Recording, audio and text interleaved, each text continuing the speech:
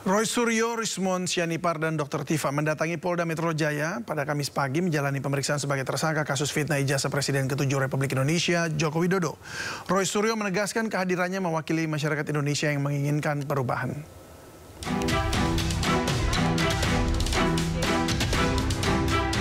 Roy Suryo, Rismon Sianipar, dan Tifauzia Tiasuma atau Dr. Tifa tiba di Polda Metro Jaya Kamis pagi untuk menjalani pemeriksaan usai ditetapkan sebagai tersangka kasus tuduhan ijazah palsu Presiden ke-7 Republik Indonesia Joko Widodo. Sebelum menjalani pemeriksaan, Roy Suryo dan Rismon Sianipar sempat memberikan keterangan kepada awak media. Sementara Dr. Tifa telah lebih dulu memasuki gedung Ditreskrimum Polda Metro Jaya. Roy Suryo menegaskan kehadirannya mewakili masyarakat Indonesia yang menginginkan perubahan. Ia beralasan selama ini Indonesia diklaim telah dipimpin rezim yang menggunakan segala cara untuk berkuasa. Sebelumnya, polisi menetapkan Roy Suryo dan 7 orang lainnya sebagai tersangka terkait tudingan ijazah palsu Jokowi.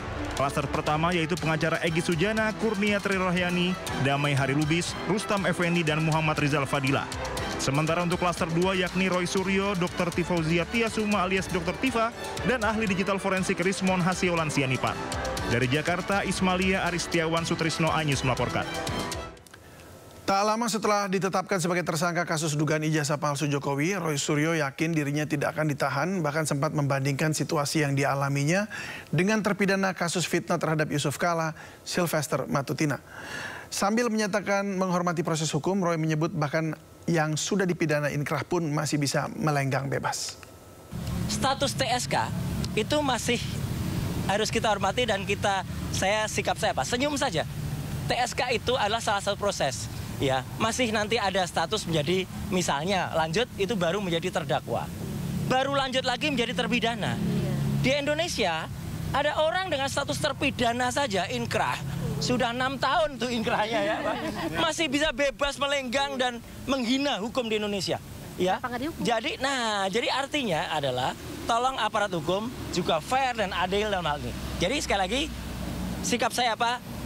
Saya senyum, saya menyerahkan ke kuasa hukum, saya tetap mengajak untuk semua yang ke-7 orang lain, ke-8 orang untuk tetap tegar.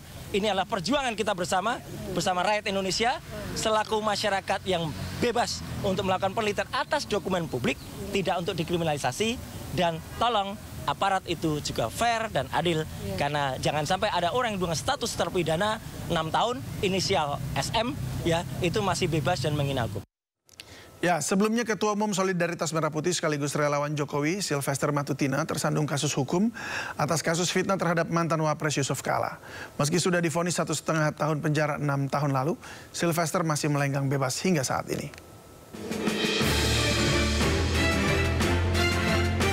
Di tengah hangatnya kasus tudingan ijazah palsu Presiden ke-7 Joko Widodo, kasus lainnya menjerat Ketua Umum Solidaritas Merah Putih sekaligus relawan Jokowi, Sylvester Matutina. Dirinya rupanya divonis 1,5 tahun penjara atas kasus fitnah terhadap Wakil Presiden ke-10 Yusuf Kala 6 tahun lalu. Meski putusan pengadilan sudah berkekuatan hukum tetap, hingga saat ini Sylvester masih bebas berkeliaran. Kejaksaan Agung sendiri menegaskan eksekusi harus segera dilakukan tanpa penundaan. Namun secara teknis, eksekusi menjadi kewenangan Kejari Jakarta Selatan. Masih bebasnya Sylvester menuai kritik tajam dari kalangan luas, termasuk anggota DPR RI. Anggota Komisi 3 DPR RI, Hasbiallah, menilai lambannya penanganan Sylvester bisa jadi presiden buruk bagi Kejagung. Terlebih, Sylvester dikenal sebagai orang dekat Jokowi. Sylvester dilaporkan oleh keluarga Yusuf Kala ke Barreskrim Polri atas kasus fitnah. Dia menuding masyarakat miskin di Indonesia banyak terjadi karena korupsi yang dilakukan keluarga JK. Hingga menuding JK mengintervensi Pilkada Jakarta tahun 2017 silam.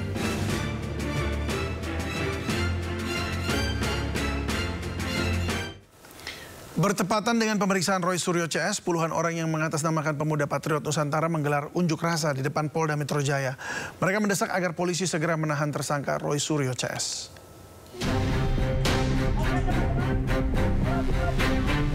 Puluhan orang yang mengatasnamakan Pemuda Patriot Nusantara berunjuk rasa di depan Polda Metro Jaya Kamis pagi. Unjuk rasa digelar bertepatan dengan pemeriksaan Roy Suryo CS sebagai tersangka kasus tudingan ijazah palsu Presiden ke-7 Joko Widodo. Dalam aksinya, massa membentangkan spanduk bertuliskan desakan agar Roy Suryo, Rismon Sianipar, serta Dr. Tifa ditangkap dan ditahan. Sekretaris Jenderal Peradi Bersatu Ade Darmawan mendesak aparat kepolisian bertindak tegas terhadap kasus dugaan penyebaran tuduhan palsu dan manipulasi digital dokumen ijazah Presiden ke-7 Republik Indonesia Joko Widodo. Ini kembali pada kewenangan penyidik. Dalam artian apapun hari ini yang terjadi itu adalah murni dari kewenangan penyidik. Bahwa ketika terjadi pemeriksaan hari ini, kemudian Bang Roy dengan PD-nya saya lihat bahwa membawa bukti-bukti counter dan lain sebagainya, bahwa kita harus melihat bahwa ketika kita melaporkan seseorang, beban pembuktian itu ada sama kami sebagai pelapor, bukan kepada pihak terlapor. Nah, yang aktif saat ini, ya sampai saat ini adalah tentu Kepolisian Negara Republik Indonesia, karena pelapor sudah menyerahkan persoalan ini kepada pihak kepolisian, sehingga dalam tahap pemeriksaan nanti, ya kan sesuai dengan bukti-bukti yang dimiliki oleh penyidik. Tentunya pertanyaan-pertanyaan itu mengkerucut nantinya untuk menjerat ya masing-masing terlapor ini. Menjerat dalam artian bukan suatu hal yang kriminalisasi, tetapi menjerat hukum itu memang seperti itu gitu loh. Bahwa ketika berhadapan dengan fakta-fakta, berhadapan dengan bukti-bukti, maka narasi-narasi itu tidak akan berlaku lagi.